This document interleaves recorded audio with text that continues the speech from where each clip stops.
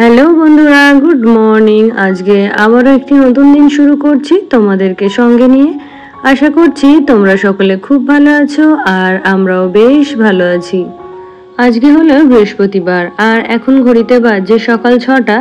তো দেখো, ঘুম থেকে উঠেছি অনেকটা আগেই, ফ্রেশ হয়ে নিয়েছি, বাসি ঘরটাও ঝাড় দিয়ে দিয়েছি। তো দেখো, কালকে যে সোফার কাভারগুলো, কুশন কাভারগুলো কেচে দিয়েছিলাম, তো এখন ভাবছি এগুলোকে একটু গুছিয়ে নিই, সেই সঙ্গে সোফাটাতেও অন্য একটা কাভার পরিয়ে দেব। তো কি বলতো, প্রত্যেক দিনই চেষ্টা করি আরও একটু আগে ঘুম থেকে ওঠার, কিন্তু ওই যে ঘুমটাই ভাঙতে চায় না। তো আজকেও যখন চোখটা খুলি তখন দেখি কি ঘড়িতে ওই 6:15। তো রান্না করতে যাওয়ার আগে ভাবি কি যে উপরের যে সমস্ত কাজগুলো আছে সব কিছু একবারে গুছিয়ে রেখে তারপরে আর কি নিচে যাব। তো সেই মতো ভাবনা নিয়েই রাতে ঘুমোতে যাই। তো ঘুম থেকে ওই যে বললাম, যখনই ঘুমটা ভাঙে তখন দেখি একটু দেরি হয়ে গেছে। আর কি বলতো, এখন যেহেতু গরমের সময়, বেলাটা বাড়ার সঙ্গে সঙ্গে গরমটাও বেড়ে যায়। তো তখন আর রান্না করে এসে ইচ্ছে করে না যে এই কাজগুলো করি, তখন মনে হয় একটুখানি বসে বিশ্রাম করি। তো সেই জন্য সকালবেলা যদি একটু ঠান্ডা ঠান্ডা ওয়েদারে বসে এই কাজগুলো করে নেওয়া যায়, তাহলে রান্না করে এসে বেশ অনেকটা সময় বিশ্রাম পাওয়া যায়। তো আমার গত ভিডিওতে কার্লি টেলস থেকে বোন লিখেছিল যে, হাই দিদি, কেমন আছো? তোমাদের ওখানে কি সকালে ঠান্ডা? আর পিৎজাটা সেই লাগছে। তো থ্যাংক ইউ বোন। আর কি বলতো, আমাদের এখানে সকালে ঠান্ডা নয়, তবে ভোরবেলার দিকে যদি একটু ঘুম থেকে ওঠা যায়, তাহলে যে সকালবেলার একদম ঠান্ডা মনোরম বাতাসটা সেটা কিন্তু পাওয়া যায়। আর যেহেতু আমার ওই নাইটিটা স্লিভলেস ছিল, তো সেই জন্য আমার ওড়নাটা চাদরের মতো করে পরেছিলাম। তো তারপরে দেখো, এদিকে সোফার কাভারগুলো পরিয়ে নিয়েছি আর সোফাটাকে সুন্দর করে গুছিয়ে নিলাম। আর এখন দেখো, এই সেন্টার টেবিলটাও খুব ভালোভাবে মুছে নেব। আর কি বলতো, এতদিন যেহেতু ওই সেন্টার টেবিলটায় কাভার দেওয়া ছিল, তো সেই জন্য সেন্টার টেবিলটা খুব একটা মোছামুছি করা হতো না। তো এই যে অনেকদিন বাদে ওই কাভারটা তুলে দিলাম আর সেই সঙ্গে টেবিলটাকে খুব ভালোভাবে মুছে নিলাম। তারপরে দেখো, এখন ঘড়িতে ওই 7টা মতো বাজে। তো এর মধ্যে ছেলের দিদি এসেছিল ছেলের সঙ্গে দেখা করতে, মানে ওর জেঠুর মেয়ে ওকে সকাল সকাল ওর সঙ্গে দেখা করতে এসেছিল, কারণ ওর টিউশন ছিল। তো টিউশন থেকে ফেরার সময় ভাইয়ের সঙ্গে দেখা করে গেল। তো এদিকে বাবাইকেও ঘুম থেকে তোলালাম, ওকে ব্রাশ করালাম, তারপরে ওদের সাথে একটু কথা বললাম। তো এই করতে গিয়ে আমার একটু দেরি হয়ে গেছে। তো দেখো, তারপরে ওইদিকে ঘরটা ক্লিন করে এই ব্যালকনির জানলাগুলো খুলে দিলাম। আর এই জানলাগুলো খুললে এত সুন্দর যে হাওয়া আসে ঘরের মধ্যে, মনটা একদম ঠান্ডা হয়ে যায়। তো তারপরে বাবাই ওইদিকে পড়তে বসে গেছে, তো ওকে তো সকাল সকাল কিছু একটা খেতে দিতে হবে। তো সেই জন্য বললাম যে একটু ম্যাগি করে দিই আর তার সঙ্গে একটু ডিমের পোচ করে দিই। তো দেখো, ডিম পোচটা তৈরি করার জন্য আমি এখানে নিয়ে নিয়েছি 11 গ্র্যান্ডের ইলেকট্রিক এগ বয়লার। তো দেখো, এটাতে কিন্তু একসঙ্গে 8টা ডিম সেদ্ধ করে নেওয়া যায়। আর যে পোস্ট ট্রেটা রয়েছে, এটাতে 4টে পোচ একসাথে করা যায়। তো দেখো, ফার্স্টে একটু পরিমাপ মতো জল দিয়ে দিলাম, তারপরে এই ট্রেটাতে একটুখানি অয়েল ব্রাশ করে এখানে 2টো ডিম ভেঙে দিয়ে দিলাম, তার উপরে একটুখানি নুন আর একটুখানি ব্ল্যাক পেপার দিয়ে এটাকে এখন সেদ্ধ হতে দিয়ে দেবো। আর ওদিকে ম্যাগিটা হতে হতে এদিকে এগ পোস্টটাও রেডি হয়ে যাবে। তো দেখো, এদিকে ম্যাগিটা আমার রেডি হয়ে গেছে। তো চলো এগুলোকে ডিমোল্ড করে নিই। তো দেখো, খুব সুন্দরভাবে এগ পোস্ট তৈরি হয়ে গেছে।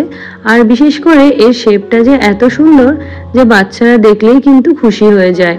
আর এই প্রোডাক্টটি তোমাদের যদি ভালো লেগে থাকে, আমার ডেসক্রিপশনে লিংক দেওয়া থাকবে, তোমরা চাইলে ওখান থেকে দেখে নিতে পারো। তো তারপরে দেখো, বাবাইকে খাবারটা ধরে দিয়ে এখন রান্নাঘরে চলে এলাম। তো এখন ওই যে একটু রান্না বসাতে হবে। তো ফার্স্টেই যেরকম ভাত ডাল করি সেরকমই আর কি ডালটা বসিয়ে দিলাম।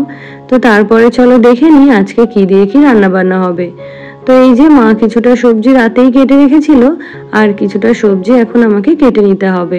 তো ফার্স্টেই ডালের জন্য একটু আম কেটে নিচ্ছি, কারণ আজকে ডালটা করব আম দিয়ে। তারপরে দেখো, এখানে কতগুলো সবজি কাটা হয়েছে। তো ওই যে বললাম কিছুটা সবজি কাটা বাকি ছিল, তো সেগুলো আমি এখন কেটে নিচ্ছি। তো এর মধ্যে রয়েছে মিষ্টি আলু, আলু, সজনে ডাঁটা, কুমড়ো ডাঁটা, তারপরে পটল, পেঁপে। তো এই সমস্ত সবজিগুলো দিয়ে একটা নিরামিষ তরকারি করা হবে।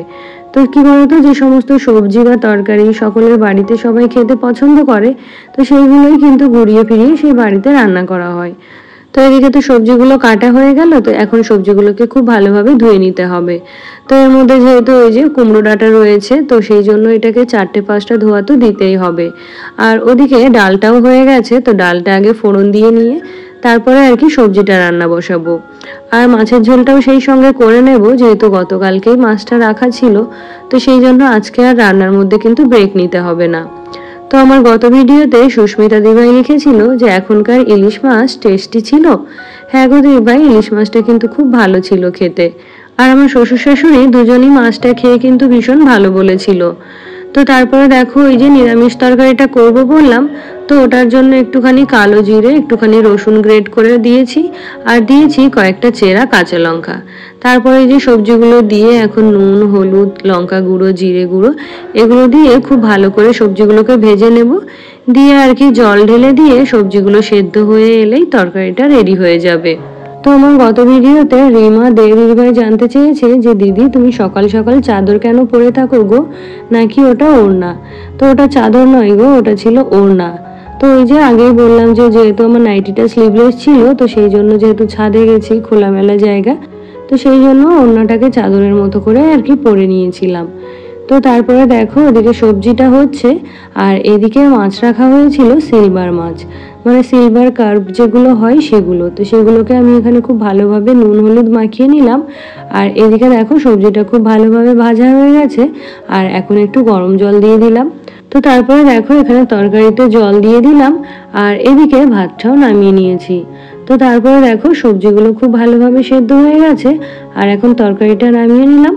তো চলো এবারে তাড়াতাড়ি করে মাছের ঝোলটা করে ফেলি। আর এদিকে হাজবেন্ডও কিন্তু খেতে বসে গেছে, তো ওকে নিরামিষ তরকারি আর ডাল দিয়েই খেতে দিয়ে দিয়েছি। আর এদিকে আমি একটা মাছ ভাজাও ওকে দিয়ে দেব, তারপরে আর কি ধীরে সুস্থে মাছের ঝোলটা রান্না করব। আর এদিকে মাছ ভাজাটা হতে হতে মা কিন্তু এদিকে মাছের ঝোলের জন্য সবজিটাও কেটে দিয়েছে। তো আজকের এই মাছটা করব একটু ঝিঙে আলু দিয়ে ঝোল করব। তো এখানে দেখো একটু আদা জিরে লঙ্কা বাটা ফোড়ন দিয়েছি, তারপরে এই যে একটু নুন হলুদ লঙ্কা গুঁড়ো ওগুলো দিয়ে এই আলু ঝিঙে এটাকে খুব ভালো করে কষে নিয়ে এই যে জল দিয়ে দিয়েছি। তারপরে ঝোলটা ফুটে এলে মাছগুলো দিয়ে দিলাম। তো এই দেখো মাছের ঝোলটাও কিন্তু খুব তাড়াতাড়ি রান্না হয়ে গেল। তো চলো এবারে রান্নাঘরটা ক্লিন করে ফেলি। তো এই যে রান্না করতে তো ভালোই লাগে, আর এই যে যখন এই সময়টা আসে তখন কিন্তু ভীষণ বিরক্ত লাগে। আমার গত ভিডিওতে রিমা দিদিভাই আরো লিখেছে খুব ভালো হয়েছে গো দিদিভাই পিৎজাটা। আর একটা কথা বলার ছিল, তুমি যে কচুরলতিটা রান্না করলে সেটা তো তুমি শুটকি মাছ দিয়েও করতে পারতে। আমি শুনলাম তোমাদের কলকাতাতে শুটকি মাছটা সবাই কমই খায়, ঠিক কি না? না গো দিদিভাই, আমি যতদূর জানি সবাই কিন্তু মোটামুটি শুটকি মাছ পছন্দ করে। তো বিয়ের আগে আমি কখনো শুটকি মাছ খাইনি, কিন্তু আমাদের এই বাড়িতে শুটকি মাছটা কিন্তু খাওয়া হয়, আর সেটা আমার শাশুড়ি মাই রান্না করে। তো কিছুদিন আগেও আমাদের বাড়িতে শুটকি মাছটা রান্না হয়েছিল, তো এভাবে কচুরলতির মধ্যে দিয়ে কখনো রান্না করা হয়নি। তো শুটকি মাছটা সেদ্ধ করে বেটে ওটা পেঁয়াজ লঙ্কার সাথে ফোড়ন দেওয়া হয়। তো ওটা আমাদের এই বাড়ির সবাই খেতে পছন্দ করে, আর বিশেষ করে আমার হাজবেন্ডের কলিগরা ওটা খেতে চেয়েছিল। তো সেই কারণে কয়েকদিন আগে আর কি শাশুড়ি মা শুটকি মাছটা রান্না করেছিল। তো তারপরে ওই যে বললাম সকালবেলা একটু দেরি হয়ে গেছিল, তো আজকের জামা কাপড়গুলো জানো তো মেশিনে আর লোড করা হয়েছিল না।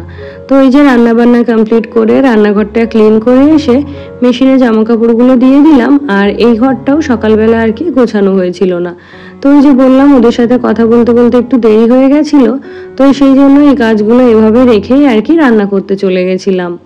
তো তারপরে দেখো জামাগুলো যেহেতু কাচা হচ্ছে, তো সেই সুযোগে একটু ছাদেও চলে এলাম, আর এসে গাছগুলোকে একটু দেখে নিলাম।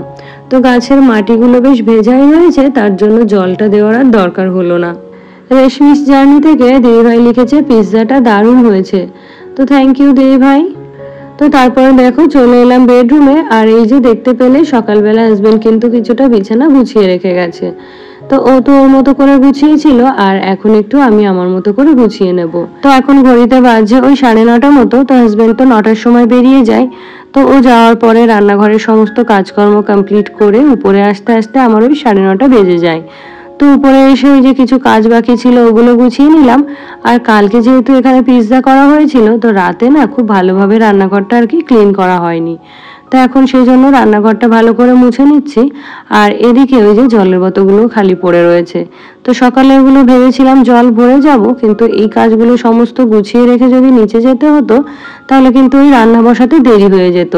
যেহেতু আজকে আমি একটু ঘুম থেকে উঠতে লেট করে ফেলেছি, আমার গত ভিডিওতে আরও কমেন্ট করেছিল মিসেস মোলা আইডি থেকে দিদিভাই। তো দিদিভাই লিখেছে, দিদি তোমার ক্যামেরাটা কে ধরে দেয়, প্লিজ প্লিজ রিপ্লাই করো।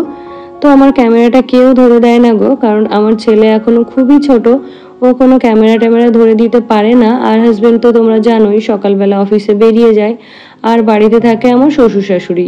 তো ওনারা পারলেও কিন্তু ওনাদেরকে সবসময় বলা যায় না যে আমার ক্যামেরাটা ধরে দিন, বা আমি এই যে কাজকর্মগুলো করব সেখানে একজন তার সময় নষ্ট করে যে ক্যামেরাটা ধরে দেবে, সেটা কিন্তু কখনোই সম্ভব হয় না।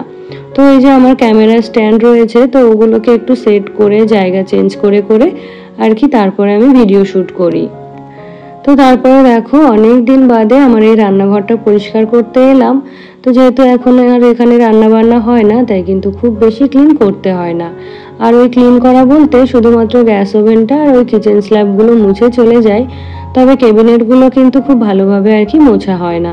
তো আজকে ভাবলাম হাতে যেহেতু একটু সময় রয়েছে, তো সেই জন্য কিচেন ক্যাবিনেটগুলোও ভালো করে মুছে নিই। তো দেখো রান্নাঘরটা ক্লিন করে এখন জলের বোতলগুলো ভরে নেব। আর এখন খুব বেশিও যদি বাজে, ঘড়িতে ওই 10টার বেশি বাজে না কিন্তু। তো এই দেখো সকালবেলা ওঠার কিন্তু অনেকগুলো সুবিধা রয়েছে, যেমন এই গরমের সময় ঠান্ডাতে কাজগুলোও করে নেওয়া যায়, আর তেমনি তাড়াতাড়ি করে সমস্ত কাজ কমপ্লিট করে নিজের জন্য কিন্তু অনেকটা সময় পাওয়া যায়। তো আগে কি হতো বলো তো, যেহেতু ওই রান্না বান্না কমপ্লিট করে তারপরে সমস্ত ঘরের কাজগুলো করতে আসতাম, তো এতে করে অনেকটা বেলা হয়ে যেত। তো ওই 2-1:30টার আগে কিন্তু আমার কখনোই স্নানটা করা হতো না। তো এখন ওই যে বললাম রুটিনটা একটু চেঞ্জ হয়ে গেছে, তো এখন জানো তো ভীষণ সুবিধা হয়েছে। যদিও সকালবেলা একটুখানি আগে আমাকে ঘুম থেকে উঠতে হচ্ছে, তবুও এই যে কাজকর্ম কমপ্লিট করে যেহেতু অনেকটা সময় পাবো, তো এর মধ্যে কিন্তু আমি একটু বিশ্রামও নিতে পারবো। তো তারপরে দেখো স্নান সেরে চলে এলাম। তো তোমরা অনেকেই জানতে চাও আমার হেয়ার কেয়ার রুটিন। তো আমি বহুবার বলেছি, হেয়ারে আমি এক্সট্রা কোনো কিছুই করি না।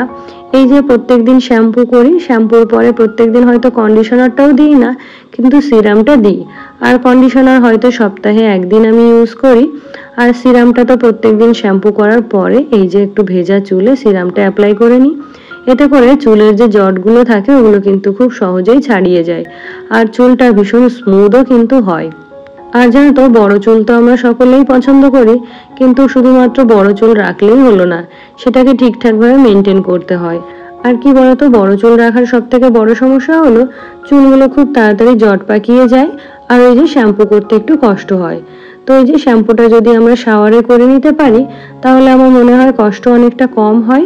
আর ওই শ্যাম্পু করার পরে যদি একটুখানি সিরাম লাগিয়ে নিই, তাহলে ওই চুলের জটটাও কিন্তু থাকে না। তাহলে বন্ধুরা আজকের ব্লগটি তবে এখানেই শেষ করছি। দেখা হচ্ছে আরো একটি নতুন ব্লগের সাথে।